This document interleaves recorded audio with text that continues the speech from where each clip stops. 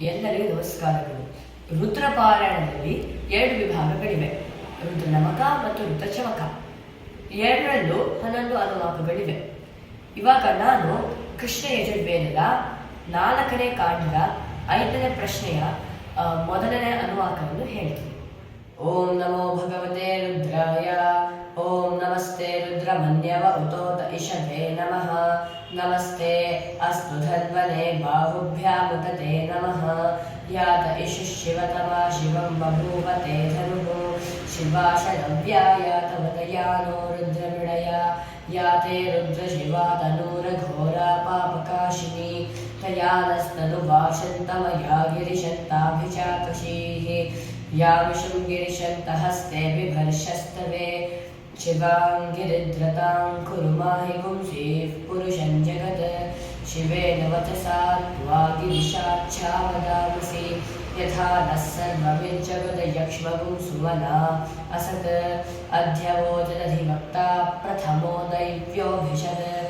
ಅಹೀಗಶ್ಚ ಸರ್ವಾ ಅಂಜಂಭಯನ್ ಸರ್ವಾಶ್ಚ ಯಾತು ಧಾನ್ಯಃ. असौ यस्ताम्रो अरुण उदमभ्रस्सु मङ्गलः. ये चेमागुं रुद्रा अभितो दिक्षश्रिताः सहस्रशो वैशागुम्भेड ईमहे.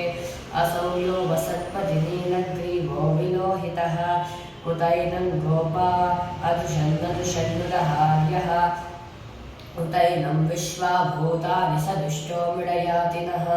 नमो अस्तु नीलग्रीवाय सहस्राक्षाय मीढुषे. अथो ये अस्य सत्त्वानो हन्तेभ्यो करं नमः. प्रमुञ्च धन्वनस्त्वमुभयोरार्त्रियोर्ज्यां. याश्च ते हस्त इषवः पराता भगवो वपा. अवदत्य धनुस्त्वं सहस्राक्षशते शुधे.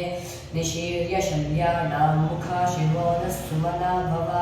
विज्यन् धनुः कपर्दिनो विशल्यो बाणवागुं उता. अनेशन्नस्येषव आहुरस्य निशङ्गतिः. याते हेतर्मीढुष्टवहस्ते बभूवते धनुः.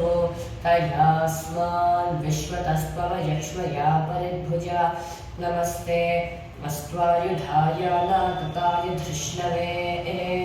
उभाभ्यामुतते नमो बाहुभ्यां तव धन्वने. परिते धन्वनो हेतिरस्मान् दृढक्तु विश्वतः. अथो य इषधिस्तवारे अस्मन्निधेहितम्.